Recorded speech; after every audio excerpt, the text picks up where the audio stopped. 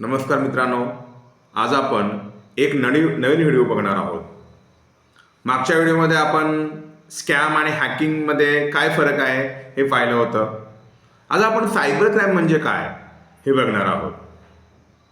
Cyber crime कसा होतो, का होतो, लोक कसे अडकतात, काय चूक होते, स्वतःला कसं वाचवायचं, आपण आज ते बघणार आहोत. मित्रांनो, आज मी तुम्हाला एक साधा प्रश्न विचारतो. आज तुमच्या मोबाईलमध्ये कोणकोणत्या गोष्टी आहेत? तर मोबाईलमध्ये तुमचे पैसे आहेत, तुमचे UPI ॲप्स आहेत, तुमचे फोटो आहेत, त्याचबरोबर तुमचे कॉन्टॅक्ट नंबर आहेत, तुमच्या व्हॉट्सअपचा डेटा आहे, तुमचे ओळखपत्र आहे आणि इतरही तुमचे अनेक डॉक्युमेंट्स मोबाईलमध्ये आहेत. थोडक्यात सांगायचं झालं तर तुमचं संपूर्ण आयुष्य तुमच्या मोबाईलमध्ये आहे. आता असं गृहीत धरा की जर आज रात्री तुमच्या मोबाईलमधून हे सगळं गायब झालं तर काय होईल? मित्रांनो, आजचा विषय याच प्रश्नाभोवती फिरणार आहे. आज आपण सायबर क्राईम या विषयावरती बोलणार आहोत. माझी आपणास विनंती आहे की हा व्हिडिओ फक्त ऐकायचा नाही तर तो डोक्यात बसवायचा आहे. सायबर क्राईम म्हणजे काय? तर मी तुम्हाला अगदी सोप्या भाषेत सांगतो. सायबर क्राईम म्हणजे मोबाईल, इंटरनेट, कॉम्प्युटर, ॲप्स यांचा वापर करून जर कोणी तुमच्या पैशाचा, माहितीचा वापर करून मानसिक किंवा सामाजिक नुकसान केलं तर तो सायबर क्राईम होतो. मी तुम्हाला आता सायबर क्राईममध्ये कोणकोणत्या गोष्टी येतात ते सांगणार आहे. लोकांना असं वाटतं की सायबर क्राईम म्हणजे फक्त पैसे चोरी. असे नाही मित्रांनो, ते खूप मोठं आहे. सायबर क्राईम म्हणजे UPI, ATM, बँक फ्रॉड याच्यामध्ये तो येतो. व्हॉट्सअप, फेसबुक हॅक होणं, फेक प्रोफाईल त्याच्यामध्ये येतात, फोटो मिसयूज येतो, ब्लॅकमेलिंग येतं, ऑनलाईन धमकी येते, ऑनलाईन फसवणूक येते, ओळख चोरी येते, फेक लोन ॲप्स येतात, फेक ट्रेडिंग ॲप्स येतात. म्हणजेच काय तर मोबाईलमुळे झालेलं कोणतंही नुकसान सायबर क्राईममध्ये येतं. आता सायबर क्राईम इतका झपाट्याने का वाढतोय हा प्रश्न खूप महत्त्वाचा आहे. 20-25 वर्षापूर्वी, 30 वर्षापूर्वी सायबर क्राईम नव्हता. याचं कारण इंटरनेट नव्हते, स्मार्टफोन नव्हता, ऑनलाईन पेमेंट नव्हते. मित्रांनो, आज शेतकरी UPI वापरतो, विद्यार्थी ऑनलाईन एक्झाम देतात, गृहिणी ऑनलाईन शॉपिंग करते, सिनियर सिटीजन व्हॉट्सअप वापरतात. भारतात साधारणपणे 80 ते 90% सायबर क्राईम हे टेक्नॉलॉजीमुळे होत नाही तर ते माणसाच्या चुकीमुळे होतात. कोणी तुमच्या मोबाईल जबरदस्तीने घेत नाही, कोणी तुम्हाला OTP जबरदस्तीने विचारत नाही, तर आपणच OTP सांगतो, लिंकवर क्लिक करतो, ॲप्स इन्स्टॉल करतो, मोबाईलची स्क्रीन शेअर करतो आणि मग आपण म्हणत असतो सायबर क्राईम झाला. आता आपण सायबर क्राईम कसा होतो ते बघूया. आता सायबर क्राईम कधीच एकदम त्या ठिकाणी होत नाही, तर तो प्रोसेसने होत असतो. त्यामध्ये सुरुवातीला गुन्हेगार तुम्हाला संपर्क करतो. हा संपर्क प्रामुख्याने तुम्हाला तो फोन कॉलद्वारे करतो, व्हॉट्सअप मेसेजद्वारे करतो, SMS द्वारे करतो, तुम्हाला ईमेल्सद्वारे करतो अशी अनेक माध्यमं आहेत की त्याद्वारे तुम्हाला तो संपर्क करत असतो. आता पैसे थेट मागितले जात नाहीत लक्षात याच्यामध्ये. नंतर हळूहळू विश्वास निर्माण केला जातो. तो कॉल करतो आणि तुम्हाला म्हणतो, मी तुमच्या बँकेतून बोलतोय, मी कस्टमर केअर ऑफिसर आहे, मी गव्हर्नमेंट ऑफिसमधून बोलतोय. आपल्याला वाटतं हा माणूस खराच आहे, परंतु इथेच आपण फसतो. नंतर तो तुम्हाला भीती दाखवतो, तुमचे KYC अपडेट बाकी आहे, तुमचे बँक अकाउंट बंद होईल, तुमच्या नावावरती पोलीस कंप्लेंट आहे. कधी कधी तो तुम्हाला लालच दाखवतो, तुम्हाला लॉटरी लागली आहे, तुम्हाला रिफंड मिळणार आहे, तुम्हाला रिवॉर्ड मिळणार आहे. आणि इथेच आपण विचार करायचे बंद होतो. मित्रांनो, आता तो आपल्याला OTP विचारतो, लिंकवर क्लिक करायला सांगतो, बऱ्याच वेळेला ॲप इन्स्टॉल करायला सांगतो, स्क्रीन शेअर करायला लावतो आणि आपण ती करतो.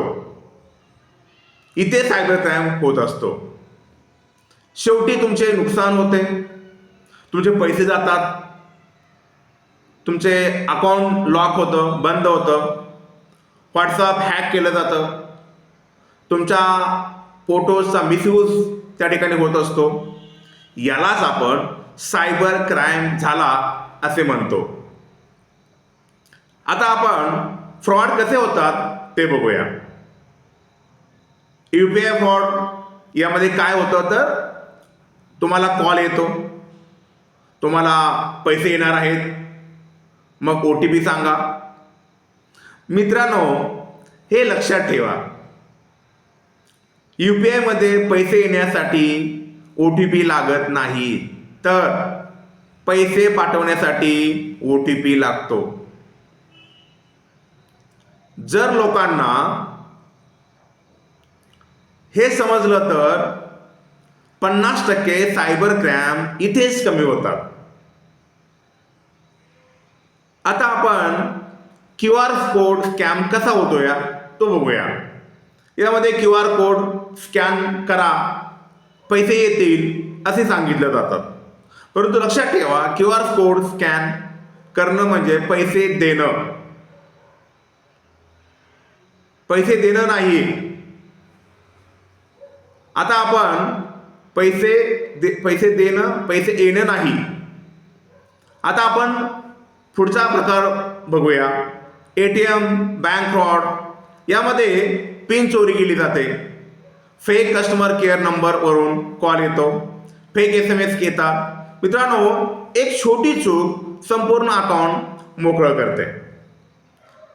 आता आपण फोटो मिसयूज, ब्लॅकमेलिंग कसं केलं जातं ते बघूया. यामध्ये काय होतं तर फेक लोन ॲप इन्स्टॉल करायला लावलं जातं, फोटोज परमिशन घेतली जाते, कॉन्टॅक्ट परमिशन घेतली जाते. नंतर शेवटी तुम्हाला मेसेज केला जातो, पैसे दे, नाहीतर फोटो व्हायरल करतो. मित्रांनो, हा खूप मोठा सायबर क्राईम आहे. अशा वेळी घाबरायचं नाही, पैसे द्यायचे नाहीत, 1930 वर रिपोर्ट करायचं. आता आपण फेक प्रोफाईल, ओळख चोरी म्हणजे काय ते पाहणार आहोत. तुमच्या नावाने fake bank, fake Facebook account, fake Instagram account, fake WhatsApp account open केलं जातं आणि लोकांना मेसेज केला जातो, मी अडचणीत आहे, पैसे पाठवा. आणि लोक फसतात. यालाच आपण ओळख चोरी असं म्हणतो. त्यामुळे आपण सर्वांनी काळजी घेणं आवश्यक आहे. आता आपण पुढचा प्रकार बघूया. ऑनलाईन धमकी देणं, मानसिक त्रास देणे, धमकीचे कॉल करणे, अश्लील मेसेज पाठवणे, सतत एखाद्या व्यक्तीला त्रास देणे, हे सायबर क्राईममध्ये येतात. याचा रिपोर्ट करणं गरजेचं आहे, तरच त्या ठिकाणी सायबर क्राईमला आळा बसेल. आपल्याला आपल्या बाबतीत असं सायबर क्राईम झाल्यास सायबर क्राईम हेल्पलाईन नंबर 1930 शी त्वरित संपर्क साधावा. तर तुमचे पैसे चोरी झाले असतील तर 1 मिनिटही वाया घालवू नका. 1930 वर फोन करा. पहिले 1-2 तास खूप महत्त्वाचे असतात, त्यामुळं कमीत कमी वेळेत तुम्ही त्यांना सायबर क्राईम पोर्टलला नोंद करा आणि 1930ला कॉल करा. याशिवाय आपण cybercrime.government.in वर देखील कंप्लेंट्स करता येते. पुरावे अपलोड करता येतात, स्टेटस चेक करता येते. आता आपण सायबर क्राईम झाला तर लगेच काय करायचं ते बघूया. सर्वात पहिले घाबरायचं नाही, लगेच 1930 वर फोन करायचा. बँक UPI ब्लॉक करायचे, स्क्रीनशॉट जपून ठेवायचे, ऑनलाईन कंप्लेंट ताबडतोब करायची. आता आपण सायबर क्राईम कसा टाळायचा ते बघूया. मित्रांनो, OTP कोणाला सांगू नका, अननोन लिंकवर क्लिक करू नका, अननोन ॲप्स इन्स्टॉल करू नका, बँक कॉल व्हेरीफाय करा, घाईत निर्णय घेऊ नका, घाबरू नका. तुम्ही हे नियम पाळले तर 80% सायबर क्राईम इथेच थांबतो. मित्रांनो, शेवटी मला आपल्याला हे सांगायचे आहे की सायबर क्राईम केवळ टेक्नॉलॉजीमुळे होत नाही, तर तो आपल्या अज्ञानामुळे होत असतो. त्यामुळे सायबर सुरक्षितता ही काळाची गरज आहे. मित्रांनो, आजचा व्हिडिओ फक्त तुमच्यासाठी नव्हता, तर घरातील प्रत्येकासाठी आहे.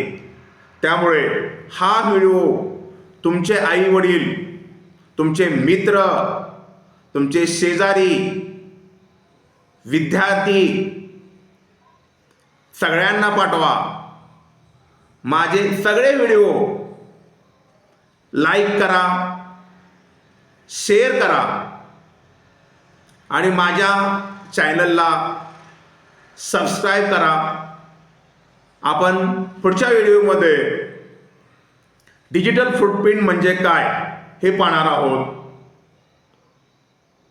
धन्यवाद.